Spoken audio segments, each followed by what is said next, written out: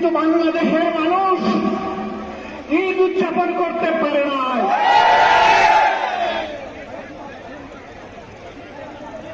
জায়গায় জায়গায় খুন গুম, হত্যা, ধর্ষণ, লুণ্ঠন, মানুষের উপর সীমাহীন নির্যাতন, জুলুম গোটা জাতির শ্বাস বন্ধ করে দিয়েছিল। আল্লাহ তাআলার অশেষ মেহেরবানি, গত 4 তারিখ আল্লাহ তাআলা এই জাতির শ্বাস ফেলার সুযোগ করে দিয়েছেন। এটাকে সকলেই বলছেন বাংলাদেশের দ্বিতীয় স্বাধীনতা যুদ্ধ। আর এই যুদ্ধের মহানায়ক আপনাদের সন্তান, আমাদের সন্তান আবু সাঈদ। আমি আমার পক্ষ থেকে, আমার দলের পক্ষ থেকে আবু সাঈদের প্রতি